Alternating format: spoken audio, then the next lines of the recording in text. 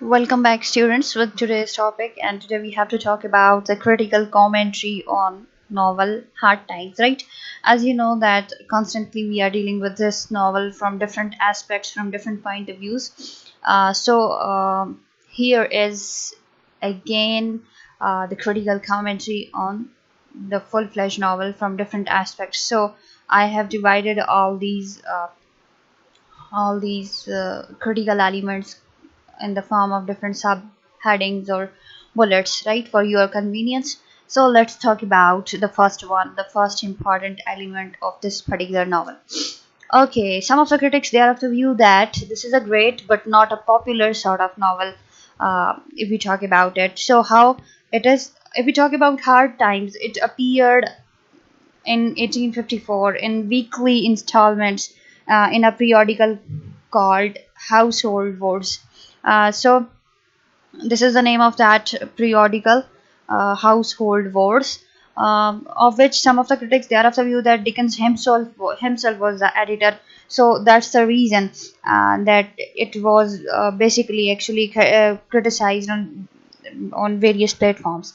Soon after its first appearance, Dickens' great contemporary, if we talk about John Ruskin, he expressed the view that in several respects it was Dickens' greatest work, and it should especially be studied with close and earnest care by persons interested in social questions. So over here we are gonna talk about the views of different critics about this particular novel, that is Hard Times, right? So another another critic later on, many years later, G.B. Shaw also gave high praise to this novel. Then still later, F.R. Lewis, one of the Lewis, actually he has described that it as a work of genius. And nevertheless, it has never been one of Dickens' most popular novels, but still it has got popularity. You'll see that it is not as great as there are his other novels, but still it is popular one. So you'll see that there are two basic reasons behind that, why it is not a great novel, and but still it is a popular one. So for first one is that one reason for its lack of popularity probably is that it has a slender plot. Slender we mean that it has a very limited or limited, lean sort of plot, and that there is in it a dearth of kind of incidents and episodes. Dearth we mean that there is a shortage of incidents and episodes in this particular novel, as you know, that which appeals to the popular mind. Secondly, it is an intellectual novel, a novel which would appeal only to the readers, only to the thinking readers, right, and not those who merely expect it just for the entertainment purposes. So that's why it is a very intellectual sort of novel. We can say that the common minds cannot perceive it, basically, because their only purpose behind reading a particular novel is entertainment, nothing more than that. Then the next important critical point that we have to talk about is the meaning of the title. If we look at the meaning of the title, Hard Times is a novel with a distinct social purpose. Okay, whenever you'll talk about this particular novel, you see that it has got a very specific sort of social purpose behind writing this. So the expression Hard Times generally means a period of slump or depression. Slump we mean that it is actually the economic sort of decline, that in that period there was the economic decline, there was depression when food is scanty, that when there was a scarcity of, we can say that, on the shortage of food, when wages are low and when unemployment is widespread. However, Dickens has not used this phrase in that sense. What Dickens means by this phrase is generally a state of affairs in which the lives of the people are inhibited or restricted, and in which people are prevented from giving a free and spontaneous outlet to their natural feelings and sentiments. So the emotions and the feelings, they don't have any free sort of outlet should not be actually given to the feelings and sentiments at that very time. That was the time of Dickens. That's the reason. Then the phrase, actually, we talk about hard times title, right? The phrase implies a kind of bondage to routine and calculation, which is actually the pure result of mechanization and industrialism and something like that, as the very theme indicates. Then if we next talk about the targets that are there, and targets of attack that are there in novel.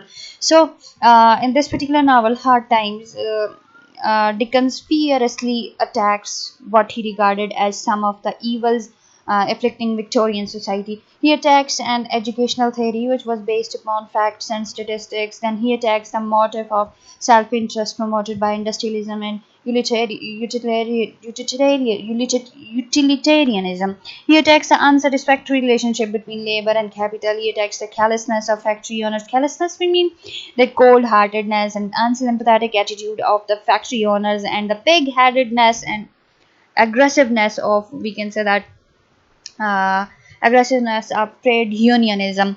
So you'll see that all these are actually told you previously in the story of the plot, that how they have got this attitude of pig-headedness and aggressiveness in the members that are actually the part of that strike or trade unionism. Then he attacks then the futile routine of the members of the parliament. Okay, futile, we mean that futile is something that is considered to be pointless, useless, right? Next, we have to talk about its tightly organized structure.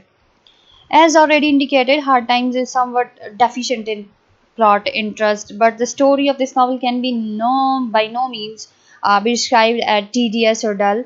The various threads of the plot are actually successfully interwoven and the various strands properly integrated. So you see that it is a very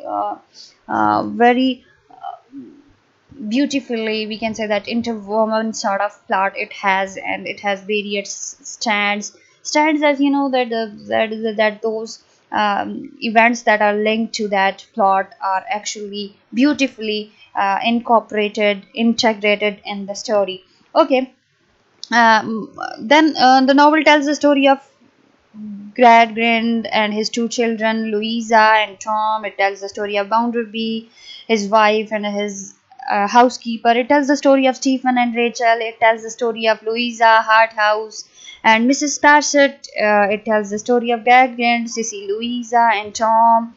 And of course, it tells the story of the circus folk as well. Okay, you'll see that modern critics, they are of the view that they have especially praised this novel for its tightly organized sort of structure. There is nothing, according to the critics, there is nothing superfluous, right, in that book. There is no padding in it.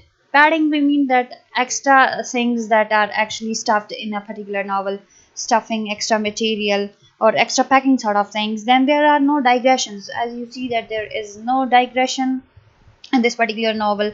So this is actually organized one, and there are no characters who are not in one or the other way closely related to the plot. So there is, we can say that, the limited range of characters, and those limited range of characters, they are actually related to one and other. There is nothing is superfluous, nothing is extra sort of thing that is available in this particular novel. Then if we talk about the character portrayal in this particular novel, then characters that are portrayed, okay, you will see that the principal characters in this novel are Gradgrind, Bounderby, Louisa, Sissy, Harthouse, Stephen, Rachel, Mrs. Fassett, and Mr. Sleary, Bitzer, Mrs. Gradgrind, Mrs. Pagler.